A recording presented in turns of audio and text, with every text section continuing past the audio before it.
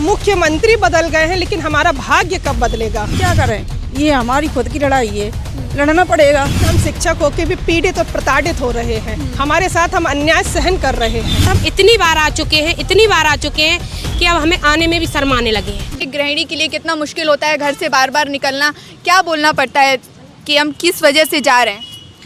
Ma'am, घर से निकलते समय एक गृहिणी को बहुत कुछ एक तरीके से मेंटेनेंस करना पड़ता है। बच्चों को छोड़ना, कहीं बच्चों को देखने वाला कोई नहीं तो उनको अकेले छोड़ना, और सारी तरीके की जिम्मेदारियां होती हैं, उनको भी छोड़ना पड़ता है। लेकिन क्या करें, ये हमारी खुद की लड़ाई है, लड़ना पड़ेगा। और बस हम तो यही रिक्वेस्ट करते हैं माननीय मुख्यमंत्री जी से कि अगर 2018 के पात्र अभ्यर्थी हैं तो उनसे ही जो नई भर्ती क्यों निकाल रहे हो, उनसे ही उनका पूर्ण रूप से भर्ती की जाए। फिर ये नई भर्ती निकालने का मतलब क्या है? उसको बस यही रिक्वेस्ट करते हैं उनसे कि उसको स्थगित करके जब तक पद हैं तो 2018 के जो पात्र अभ्यर्थी हैं उनसे ही भरे जाएं, तो जिससे हम लोगों की जो एक मानसिक स्थिति बनी हुई है वो कहीं ना कहीं पे स्टॉप हो जाए। मतलब कि आगे हम लोग कुछ नहीं कर सकते हैं, जाके परेशान हो गए हैं, कुछ सुनने में नहीं, मतलब सुनाई नहीं हो रही है।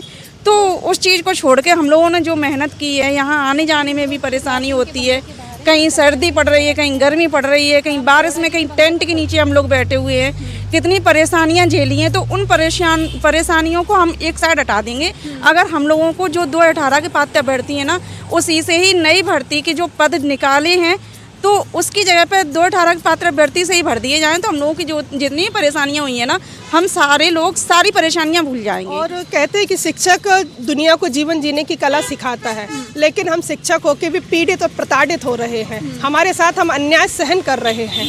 क्या बताएं, 5 साल तो हो ही गए हैं, हम इसी आशा में हैं कि आज नहीं कल होगा, आज नहीं कल होगा। और अब तो हमारे साथ हमारा परिवार भी बहन कर रहा है, क्योंकि आने जाने में परेशानी हो रही, और एक आशा के कारण कि हम ओवर एज तो हो गए, हम किसी लायक नहीं बचे हैं, और हम चूंकि योग्य हैं और हमें योग्यता का प्रमाण पत्र भी मिला है, लेकिन उस प्रमाण पत्र का क्या करें हम, जो कि हमें हमारी रोजगार नहीं मिल पा रहा, और हम बेरोजगारों की भांति या अनपढ़ों की भांति हम आज भी भटक रहे हैं सड़क पर।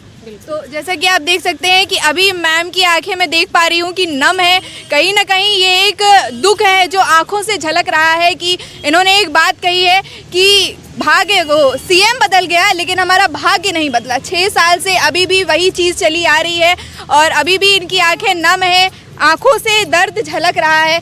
क्या लगता है मैम, जो सीएम बदल गए हैं अब वो क्या मांगे सुनेंगे आप?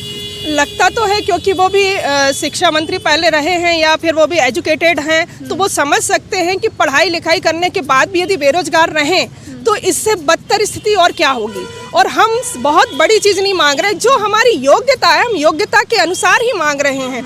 पद खाली हैं, यहाँ हम भटक रहे हैं, वहाँ बच्चों का भी जो स्टूडेंट है उनका भी भाग्य, वो भी मतलब पढ़ लिख नहीं पा रहे हैं। तो सरकार कैसे चलाएंगे देश को? आप जो नई शिक्षा नीति ला रहे हैं और शिक्षा नीति में बहुत बड़ी बड़ी बातें कही हैं कि हम इतने स्कूल खोलेंगे, लेकिन किसके लिए खोल रहे हैं? ना बच्चों के लाभ हो रहा है, ना शिक्षकों को लाभ हो रहा है, तो क्या मतलब नई नई योजनाएं बनाने का? तो हमें आवश्यक है कि सरकार हमारी बात को सुने, और जो पहले कहा गया है हम उसी के अंतर्गत कह रहे हैं, कोई नई बात नहीं कह रहे हैं। आप पद वृद्धि जो प्रक्रिया है उसको पूर्ण कीजिए और हमारी ज्वाइनिंग दीजिए। एक गृहिणी होने के नाते ये कितना मुश्किल होता है कि बार बार घर से आना और ज्ञापन देना, बार बार घर से निकलना एक गृहिणी के लिए कितना मुश्किल होता है? मैम बिल्कुल बहुत ज़्यादा संघर्ष करना पड़ता है। अब इतना सर्दी पड़ रही है, सोचिए 250, 300, 400, 500, 600 किलोमीटर से भी लोग आए हैं अपनी मांग को लेकर। कहीं ना कहीं उनके साथ उनके बच्चों और परिवार का भविष्य भी दांव पे लगा है, और हम इतनी बार आ चुके हैं कि अब हमें आने में भी शर्माने लगे हैं, क्योंकि बेरोजगार है, आने के लिए पैसा इतना है नहीं। अब घर गृहस्थी चलाएं, परिवार चलाएं कि हम यहाँ भोपाल की सड़कों पर भटकते रहे। तो हमारे क्या क्या परेशानियों का सामना करना पड़ रहा है इस समय, क्योंकि देखिए ठंड का दौर है, दूर दूर से लोग आ रहे हैं, तो क्या क्या परेशानियाँ आ रही हैं? आने जाने में दिक्कत होती है, इतना समय निकालना पड़ता है, उसके लिए बहुत दिक्कत होती है। और बेरोजगार तो वैसे ही हैं, पैसे भी नहीं है आने जाने के लिए। लगातार परेशान हो रहे हैं, सीएम हाउस आ रहे हैं, शिक्षा मंत्री के पास जा रहे हैं, लेकिन इनकी मांगों को संज्ञान में नहीं लिया जा रहा है। एक लंबा अरसा हो गया है इनकी मांगों को चलते चलते। अब क्या नए सीएम जो हैं डॉक्टर मोहन यादव, वो इनकी मांगों को सुनेंगे या नहीं, ये देखने वाली बात होगी। ऐसी और अपडेट हम आपको देते रहेंगे, जब तक देखते रहिए चुनावी बकबक।